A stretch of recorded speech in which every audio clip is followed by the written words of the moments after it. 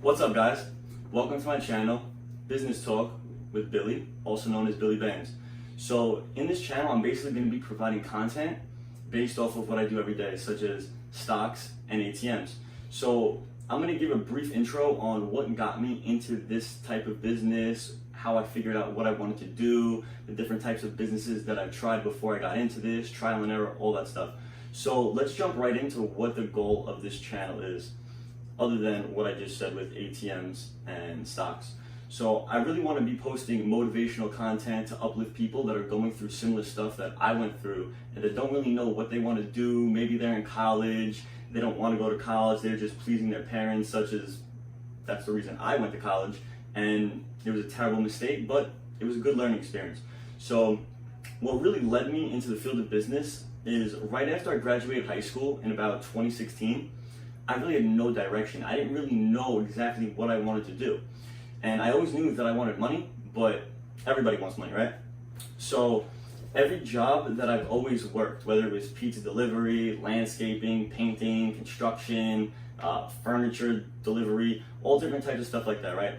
I had about maybe 20 plus jobs and got fired from each and every one of them within 1 to 2 months. You can ask anybody that knows me, I never held a job. So with that being said, it always got to my head, I'm like, why can I not hold a job? Why can I not do this? Why can I not do that? So I decided to step back and analyze. Okay, there has to be something wrong. Maybe this isn't for me. Let me figure out what is for me, right? So what I did was one day, I said, okay, you know what? I'm working furniture delivery, right? You want to be the boss, so why don't you just start maybe a service where you can put together furniture, do this, do that, start a company, a handyman service. Did not work out, right? I just wasn't interested in it. Then I worked for a painting company, started that. Made some money here and there, I just wasn't interested in it. I didn't like the labor work, all this stuff, it just wasn't a business for me. Then I got into credit card processing, wasn't a business for me. I got into wholesaling on Amazon FBA, wasn't a business for me. Then I discovered stocks and ATMs. So how did I discover stocks and ATMs, right? So it all goes back to around 2017 when I started working at Local 4, which was a union job, right?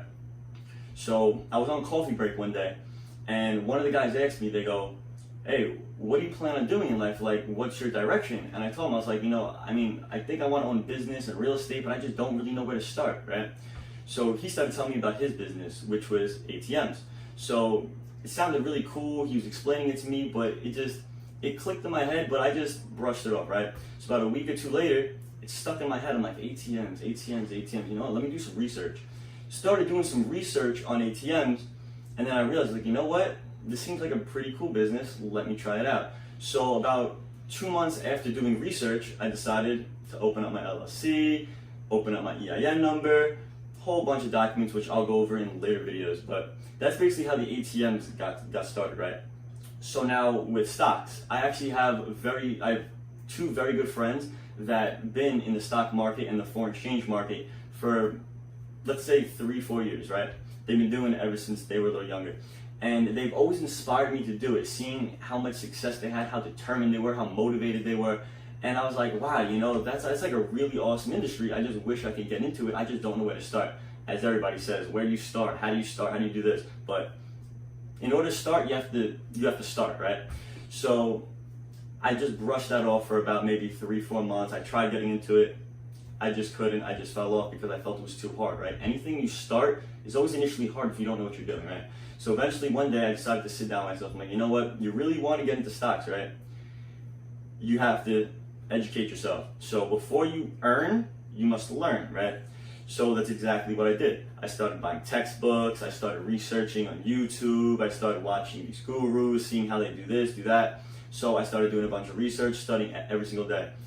Every single day that I did it, I just started developing a passion for it more and more and more, and I realized, wow, you know what? This is my direction in life. This is the path that I want to go down, which is business. I want to own stocks, I want to day trade, I want to make money in long-term investments, I want to own real estate, I want to get my ATMs going. So now that I found 3 passions of mine that I love, well, 2 passions right now, I can't even say real estate the passion of mine because I haven't done it yet, but I'm sure I'd love it, which I plan on getting into real estate in the next year or 2. But so basically that's how I got started in ATMs and stocks. So what I'm going to break down in this channel is what led me into wanting to do this and why did I choose business. So let's go over to the computer really quick. I'm gonna open up Microsoft Word and I got a little layout here that I'm gonna show you guys. Okay, so what led me into the field of business? Number one, I wanted to escape the rat race of a 9 to 5, which is absolutely nothing wrong with. I just hated working. I didn't hate making money and hustling, doing this and that. It's just I hated going to work 8 hours for a wage that was so little. If you're making $15 an hour, which is minimum wage, but great. Now I want to go say buy dinner or something, right? Or go to the deli. I spent $10, $15 in the deli. I worked an hour for that. It just didn't sit right in my mind, right? So I know I needed to make more money and I needed to spend less time doing that, right?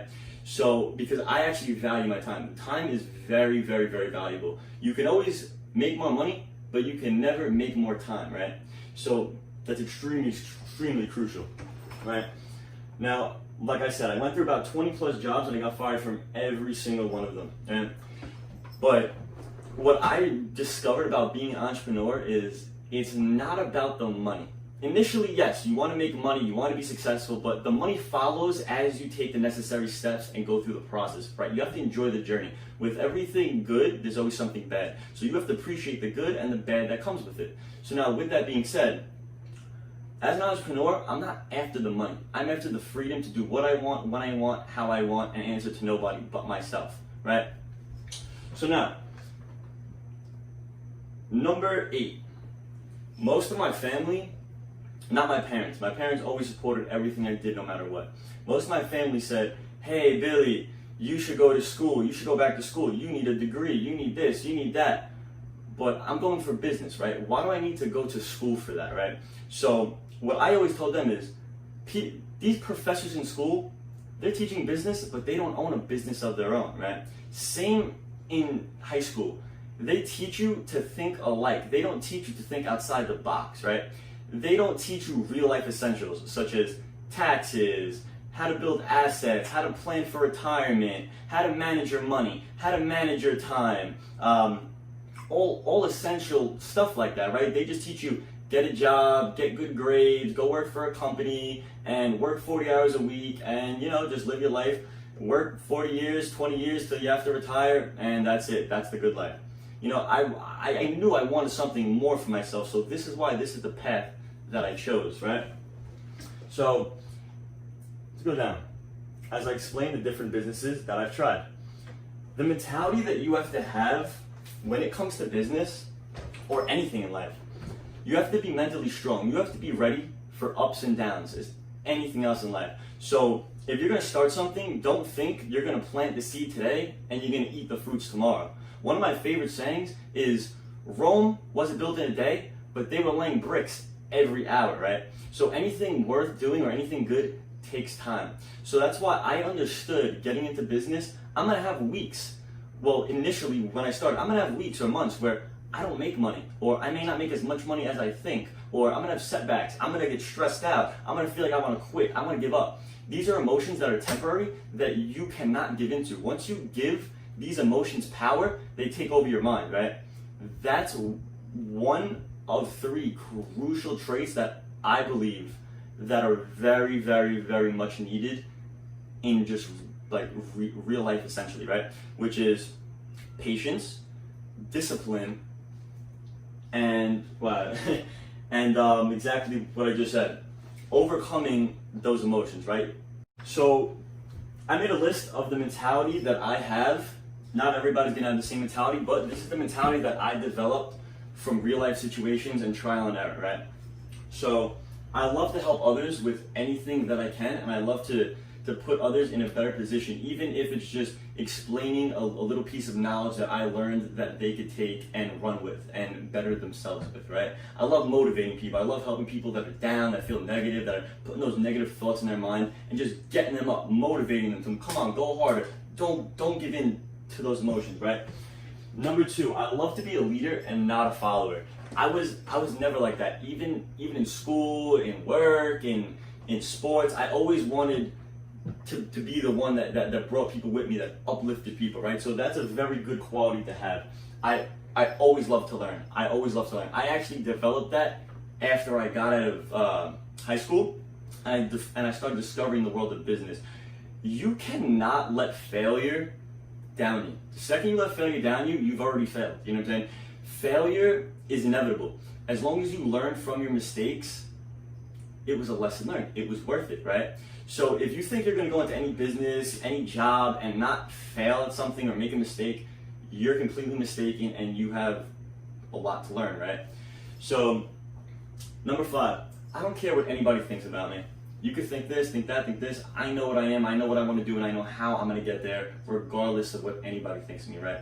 So, this is a very great quality to have. And number 6 that I think is very, very, very good is I always love to turn negative situations positive. So if something negative happens and you're like, oh man, this happened, oh man, this is terrible, I just lost money, how am I going to recover from it?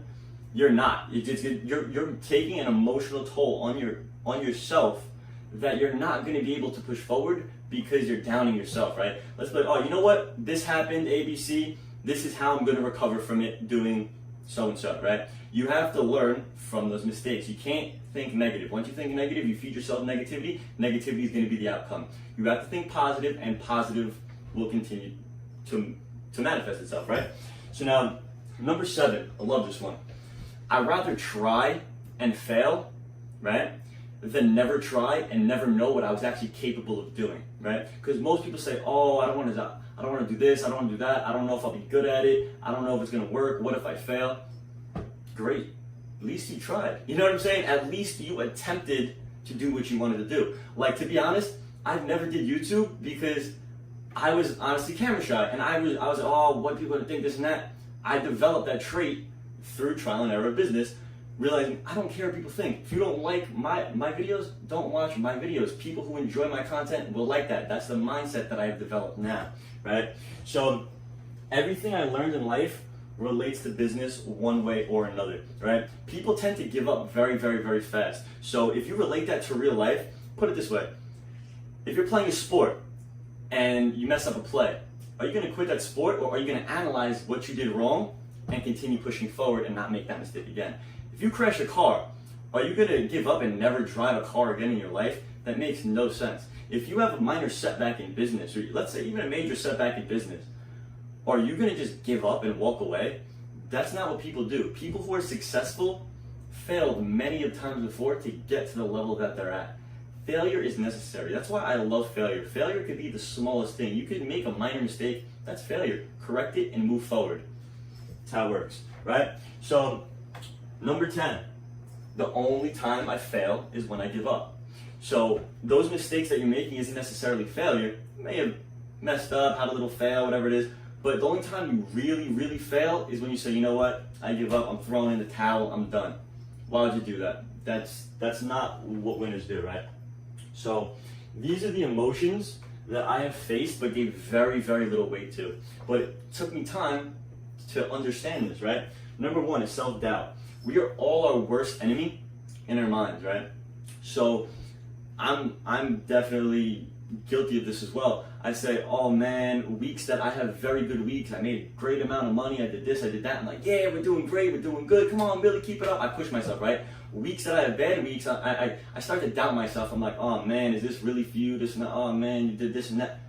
I immediately stop, I meditate. That's actually, I'm actually going to talk about that in later videos, but I love meditation. It has many benefits, but I'll sit back and I'll meditate and I'll analyze what went wrong, right? So self-doubt is an emotion that we're always going to face, but it's how we overcome it, right? So number 2 is, again, you feel at times that you want to give up due to tremendous amounts of stress, right?